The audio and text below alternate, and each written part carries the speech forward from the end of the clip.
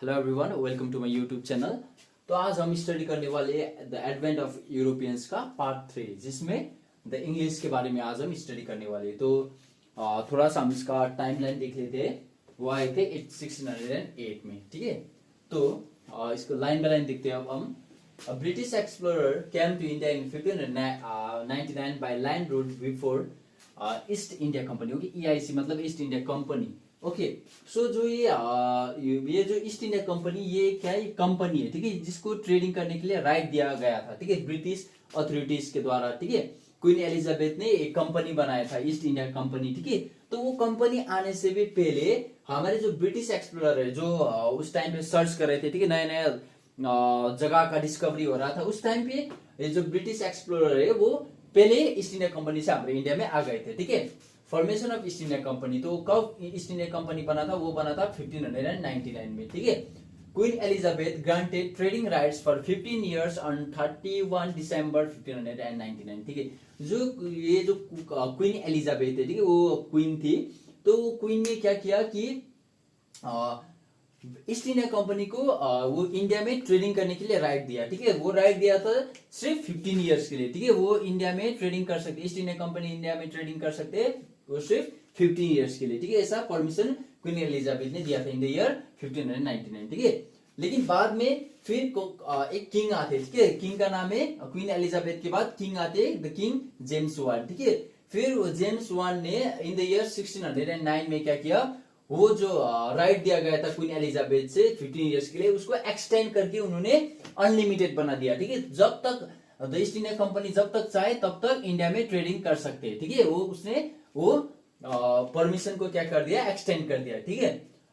In 1608 Captain Hawkins reach palace of Jahangir to acquire trading post permission, ठीक है। In the year 1608 में ये captain Hawkins करके एक आदमी हमारे जहांगीर के महल में आए थे, ठीक है। वहां आके उन्होंने ट्रेडिंग करने के लिए परमिशन मांगा, लेकिन क्या होता है बाद में जाकर ये जो जहांगीर है वो परमिशन देने से मना कर देते, ठीक है। देखिए, Jahangir agreed but due to the pressure from Portuguese he rejected. जो ये जहांगीर है पहले तो वो एग्री करते हैं, ठीक है। वो जो ये कैप्टन हॉकिंस से जो भी प्रस्ताव आया था उसको पहले तो वो एग्री करते, लेकिन बाद में वो पोर्तुगीज के प्रेशर की वजह से वो जो परमिशन था उसको डिनाई कर देते, ठीक है। क्योंकि हमको तो पता है पोर्तुगीज तो फर्स्ट इंडिया में आए थे, ठीक है, ब्रिटिश से भी पहले। तो जो पोर्तुगीज के प्रेशर के कारण वो उसे रिजेक्ट कर देते, ठीक है। In the year 1612 in Swally SWAL Swally near Surat, British captain Best defeated Portuguese, ठीक है। 1612 में क्या होता है, एक कैप्टन होते, ठीक है। कैप्टन का नाम होता है बिस्ट, BST बिस्ट, ठीक है। बेस्ट भी बोल सकते हैं हम इसे। तो बिस्ट क्या करते हैं, ये पोर्तुगीज को हरा देते हैं, ठीक है। पोर्तुगीज को हरा देते हैं इन द ईयर 1612 में, ठीक है। In 1613 impressed by this victory Jahangir gave trading permission to British through फरमान, ठीक है। आपको तो पता है उस टाइम पे क्या होता था, एक जैसे आज हम पे लाइक हमारे ऑफिस से क्या होता है कि कोई परमिशन इश्यू होता है, ठीक है। वैसे उस टाइम पे क्या होता था, फरमान का जारी होता था, ठीक है। वो किंग वगैरह फरमान इश्यू कर सकते थे, ठीक है। तो जब ये 1612 में जब ब्रिटेन पोर्तुगीज को हराते थे, तब इस विक्ट्री से एकदम खुश होकर जहांगीर जो है वो परमिशन दे देते हैं ब्रिटेन को, ठीक है। मतलब इंग्लिश और ब्रिटेन जो भी बोल सकते हैं, ब्रिटिश और इंग्लिश जो भी बोल सकते हैं, वो उसको परमिशन दे देते हैं इंडिया में ट्रेडिंग करने के लिए, ठीक है। ये हुआ some facts about the English, ठीक है। अब हम जानेंगे इंग्लिश के एक गवर्नर, ठीक है, जो थॉमस रॉय वो आए थे हमारे इंडिया में, उसके बारे में थोड़ा सा जानते हैं। Arrival of Thomas Roy, okay.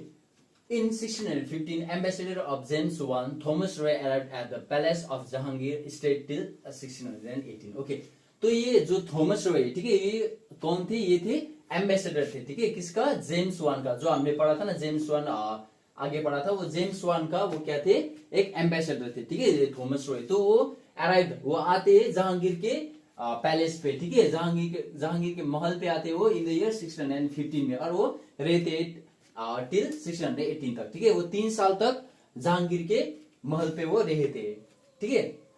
In the above said period, Thomas Roy acquired permission to set up factories in different parts of the country. तो 3 साल तक जहांगीर के वो महल में रहे थे और 3 साल तक उन्होंने जहांगीर से काफी जगह तक, इंडिया में काफी जगह पे वो फैक्ट्री ओपन करने के लिए परमिशन भी वो ग्रांटेड करते, ठीक है, जहांगीर से परमिशन ले लेते, ठीक है। ये थॉमस रॉय जो एम्बेसडर थे जेम्स वन का।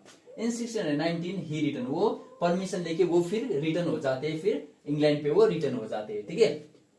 ओके, तो अब हम देखते हैं इस्टेब्लिशमेंट ऑफ फैक्ट्रीज। तो जो ये ब्रिटिश थे उन्होंने कहाँ पे फैक्ट्री सेटअप किया, ठीक है। उन्होंने फैक्ट्री सेटअप किया था वेस्ट पे, ठीक है, वेस्ट पे किया था, ईस्ट पे किया था और फिर उन्होंने साउथ पे भी उन्होंने अपना फैक्ट्री सेटअप किया था, ठीक है। तो अभी हम पढ़ेंगे वेस्ट के बारे में, ठीक है।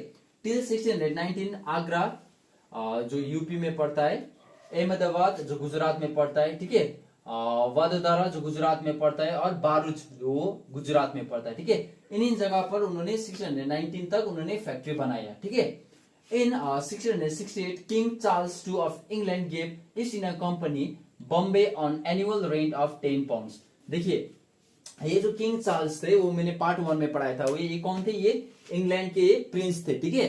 तो इन्होंने क्या किया था कि पोर्तुगीज से जो बॉम्बे था वो दौरी पे लिया था, ठीक है, दौरी पे जैसे कोई पोर्तुगीज ने अपनी प्रिंसेस दिया था चार्ल्स II को, ठीक है, एज ए गिफ्ट दौरी दिया था बॉम्बे, ठीक है, पोर्तुगीज ने बॉम्बे दिया था दौरी चार्ल्स II को, ठीक है। वही बॉम्बे चार्ल्स II क्या करे, ईस्ट इंडिया कंपनी को एनुअल रेंट पे देते, वो भी 10 पाउंड्स पे, ठीक है, एज अ 10 पाउंड्स पे वो एनुअल रेंट पे दे देते, ठीक है। In 1687 shifted headquarter from Surat to Bombay. तो जब ब्रिटिश हमारे इंडिया में आते तब पहले हमारा जो इंडिया का हेडक्वार्टर था, इन लोगों का जो हेडक्वार्टर था वो था पहले सूरत पे, ठीक है। तो बाद में जाकर उन्होंने हेडक्वार्टर शिफ्ट करके सूरत से बॉम्बे बना दिया, ठीक है।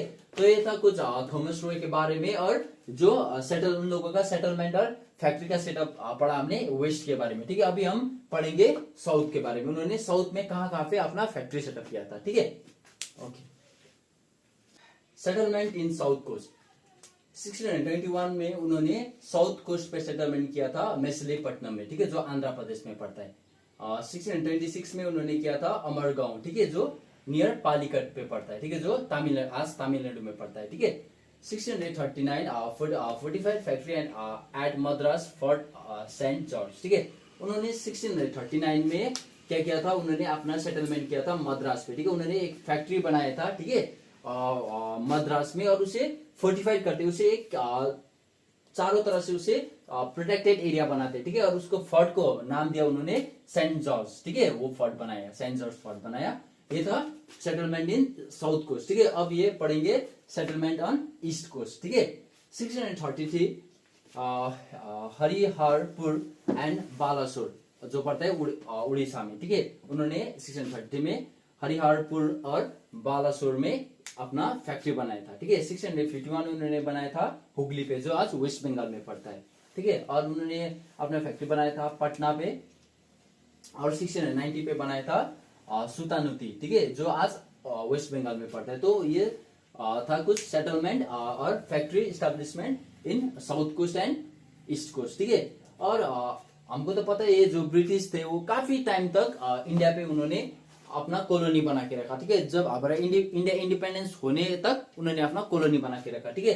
तो काफी टाइम बाद उन्होंने क्या करते हैं, 1757 में वो एक बैटल ऑफ प्लासी फाइट होता है, ठीक है। सिराजुद्दौला जो बंगाल के नवाब थे उनसे बैटल ऑफ प्लासी फाइट होता है और वो बैटल विक्ट्री हो जाता है, ठीक है, वो जीत जाते हैं वो बैटल, और काफी रेवेन्यू यहाँ से क्या करते हैं, वो अपने देश, अपने मदर कंट्री पे वो प्लंडर करते हैं वेल्थ, ठीक है। यहाँ का जो बंगाल का रेवेन्यू राइट था वो भी उनके हाथ में आ जाता है, ठीक है।